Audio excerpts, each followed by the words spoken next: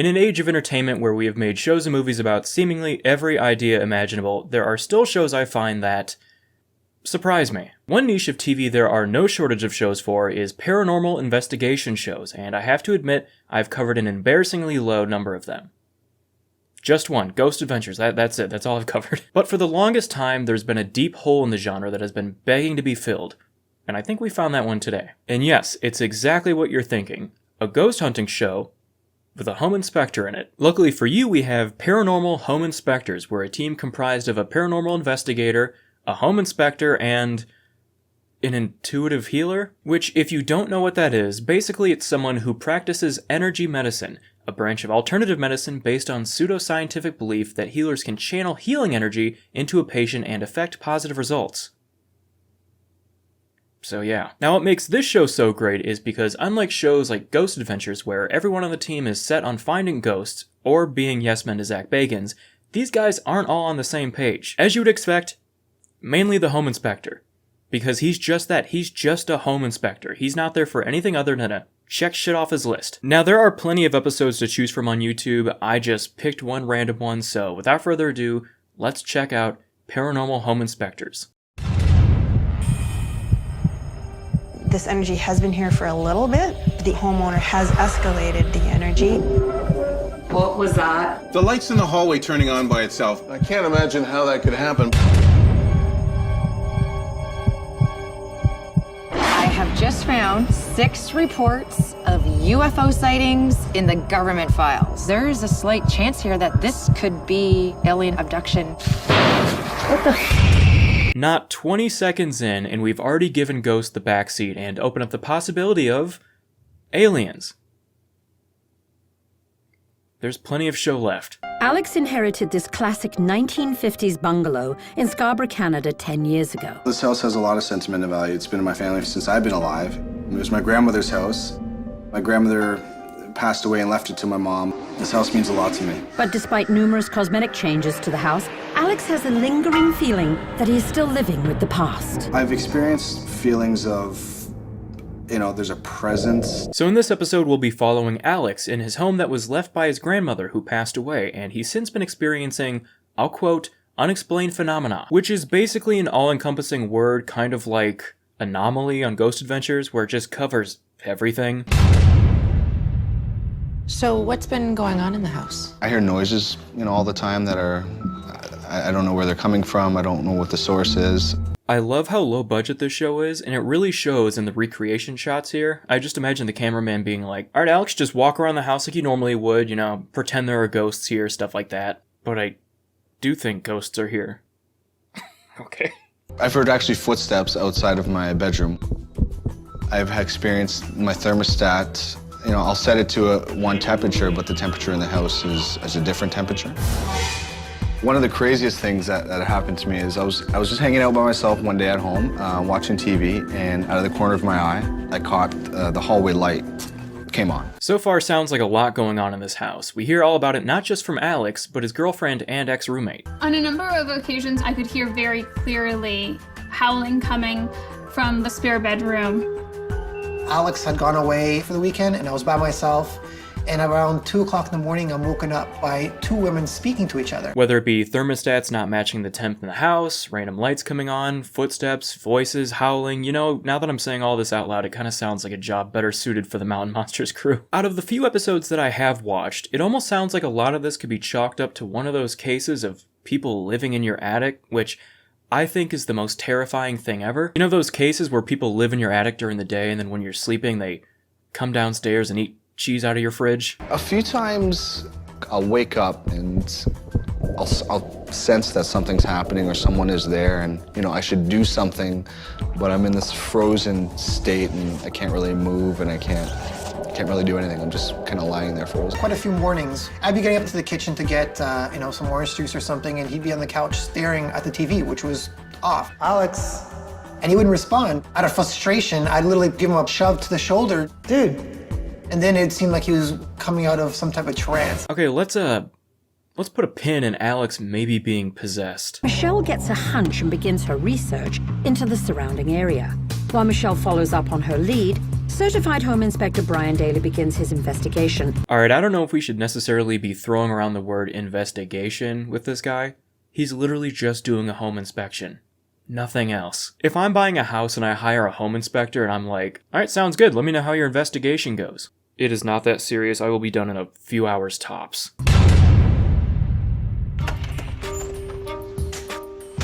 Nicely done renovation. Also, no clue why they do the home inspection at the beginning. I feel like narratively, at least for them, it would be a lot better if he came after everyone else. Actually, on second thought, I think that would make too much sense realistically, but it's better for the show if he goes first. Because basically, he's just going down a list, checking off every concern Alex has about the house, and giving logical explanations for them, which is hilarious. It's very reminiscent of what they do at the end of a Doomsday Preppers episode, where they just go down the list debunking every concern the prepper has. So we've got a few things from the homeowner that we need to deal with. The first is the thermostat. It adjusts on its own. It's pretty obvious that it's been replaced at some point. The less expensive ones, like this one, tend to fail a little bit more often. One of the other things I noticed is that the thermostat is right opposite an exit door. That can absolutely change the temperature and give a false reading to the temperature that the thermostat is reading. I'm gonna check that one off our list. Just like him here being like, yeah, it's a cheap thermostat, you cheap bitch. And also there's an exit door right there. Of course the temperature is gonna be inconsistent. Jesus Christ. Debunked. And I love how it's not even like he's saying it's a possibility that it could be those things. He's like, nope.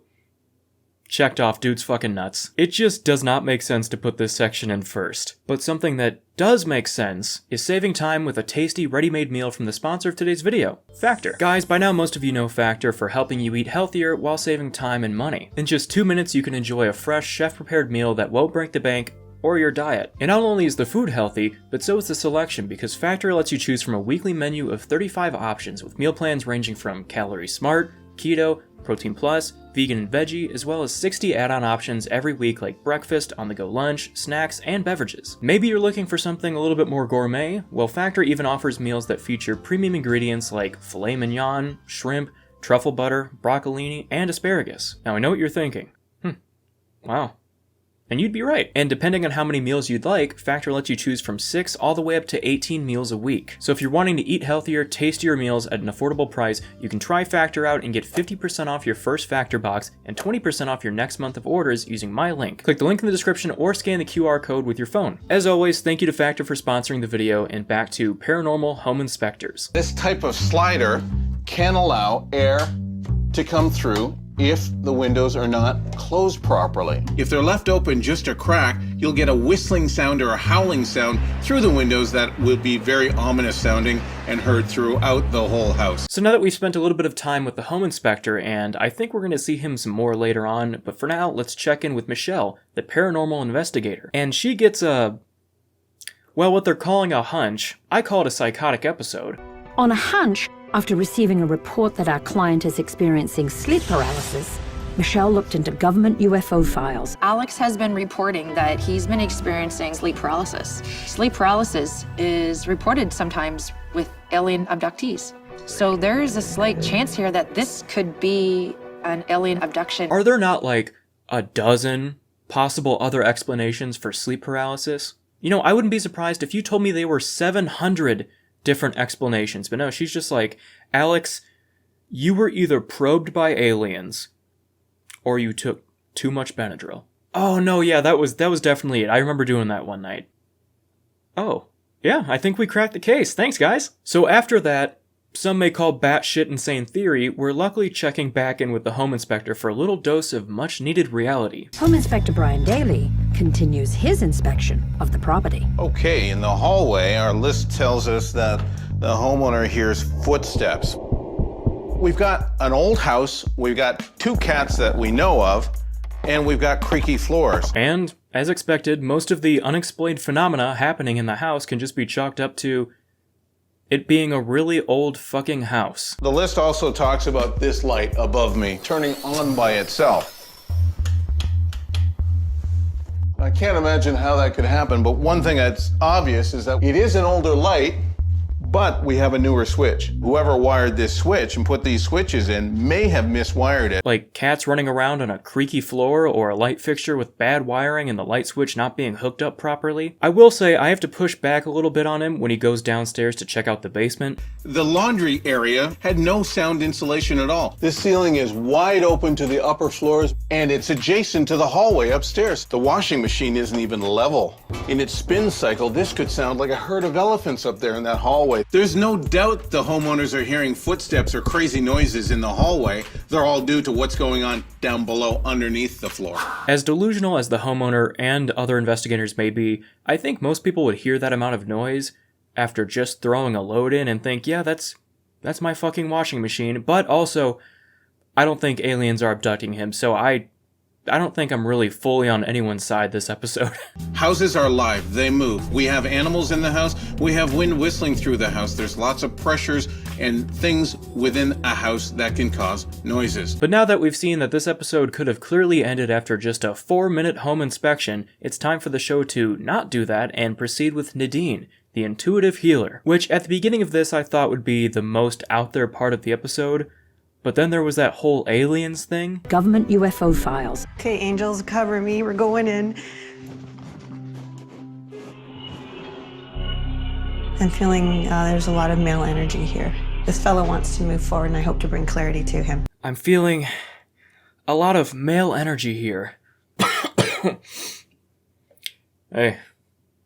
Stepping on this side of the house from the kitchen on, I start getting heavy, can't breathe. I also felt in the kitchen that the owner's energy was speaking to me and asking for help. Sadness and sorrow, that's what I'm hearing. Somebody's living in the past. It feels as though someone is passed in this house. Yeah! Wait, hold on, yeah! Right away, I got a push in the bathroom. My heart's starting to beat a little bit. It's heavier. Par for the course with people like this where we basically have to go entirely off of what they're feeling at any given point with no proof or explanation. It reminds me of probably the worst but funniest psychic or medium interaction I've ever seen. They never found him. And I've had such a hard time since. Every day. The reason why you didn't find him is because he's in water. And find him in water, it's like the girl that's missing in Aruba. You can't find somebody. Well, it was September 11th. There was no, he was a fireman, but no, see, I keep seeing him in water. Like, that takes the cake. It doesn't feel good in here. These two rooms, probably on the whole floor, had the heaviest energy of them all. It was almost like a past energy, an energy that needed some sort of resolve. Sounds like everything we already know. Alex has a lot of unresolved pain from the passing of his grandmother and has decided to attempt to grieve in the most unproductive way possible. Go on this show. It's making me feel sick on this side. My stomach's distended on this side of the house. My voice is changing, so it's almost like there's a clearing of energy happening here. Clear your fucking throat. What are you... It's almost like this wall is dividing it and I feel peace. This is really freaking weird. This is weird. Again, right here, it just kind of hit me. A deep sorrow. It could make, again, somebody mentally confused. If there is one thing people who study the supernatural don't understand more than anything, it's the concept of a fucking draft, unlike me, a professional paranormal investigator. Wait, actually, it got really fucking cold, oh my god. Oh.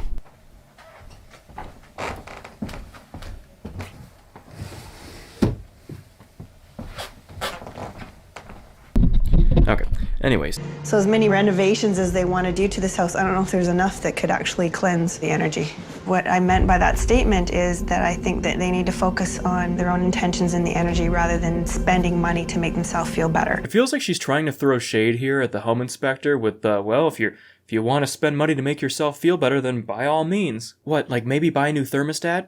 Fix your loose windows? Those are probably just things he should get done anyways. Or maybe does Nadine have a fucking treatment plan that she sells instead so she can intuitively treat him? I'm starting to shake. What is it about this house out here in the backyard? My heart's beating really, really fast. I'm being pulled to this side of the house and right straight into the garage. Blah. There's something here that does not want me to be here. I feel some sort of depression, that kind of feeling. Damn, Nadine is going through it right now. She just felt so many things walking around the place, like every emotion and feeling you can experience all at once. Oh, I feel sick, I feel depressed, I feel freezing cold, I just shit and pissed my pants, I feel like I'm being dragged down to hell every step I take.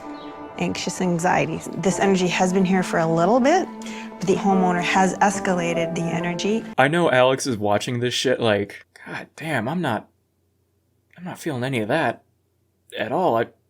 Are you good? He's in pain, and he's in pain in different ways at different times. This energy in this home can move forward, and there is a silver lining at the end of the day. So after Nadine just felt everything in the span of 5 minutes, it's time to move on to day 4 of this process. God, what an inefficient operation they're running. We are back with Michelle and this other guy, who they don't introduce at all, but I assume is also an investigator. And they are going to, I assume, be spending the night to see if they can capture any anomalies. And I cannot wait for any noise at all to be an anomaly. Any noise at all in this old house with cats and loose windows. Sensor's gone off upstairs. The vibration sensor went off when I was upstairs in another room, and I was standing there looking at the door. I cannot explain why that vibration sensor went off. Of course, why would you be able to explain anything that happens at any given time? That would be outrageous. Okay, you guys stay down here. I'm gonna go check outside.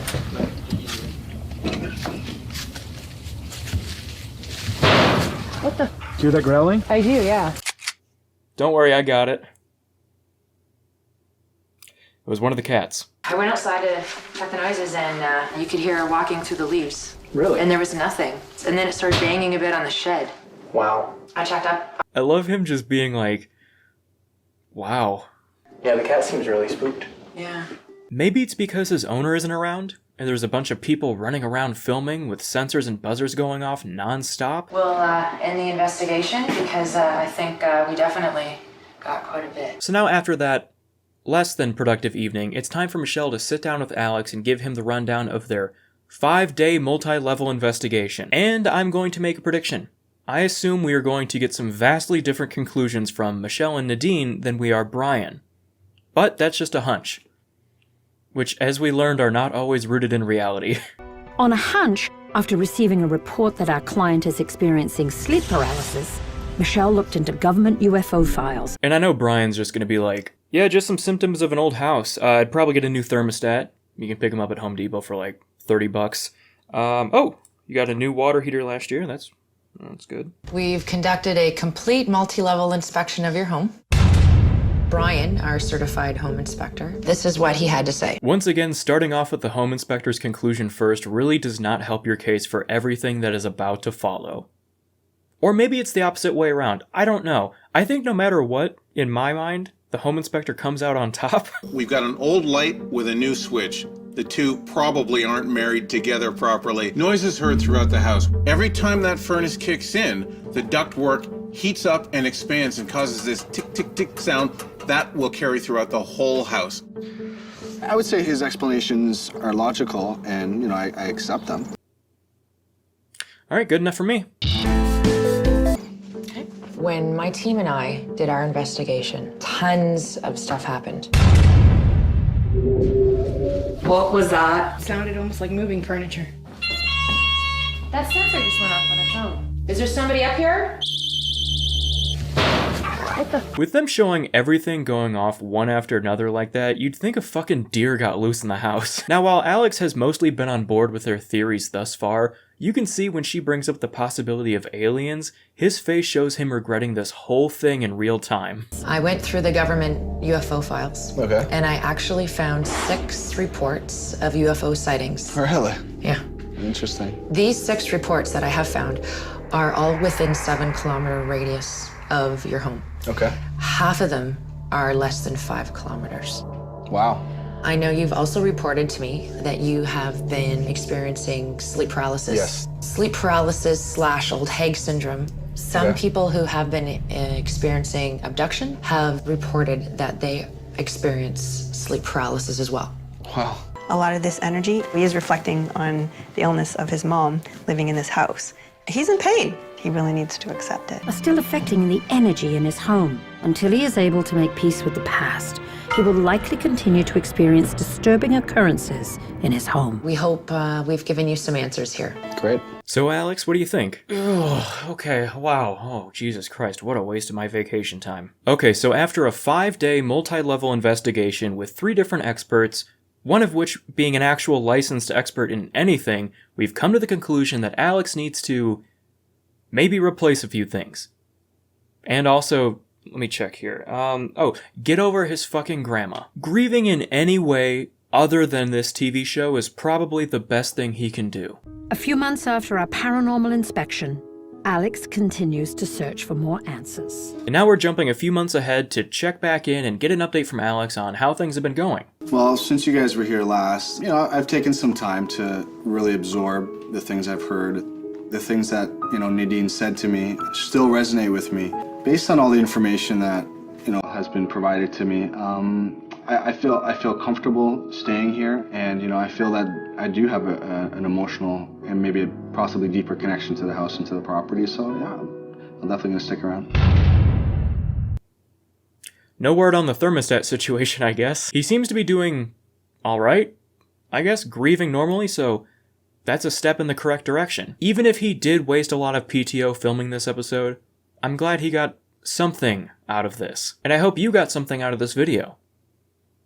Anything at all. I'll let you decide that for yourself. It's your life, man. If you did, as always, don't forget to leave a like rating down below, comment, subscribe here, follow me everywhere else at Chris the James. And remember, go check out the new merch, chrisjames.shop. It's hot.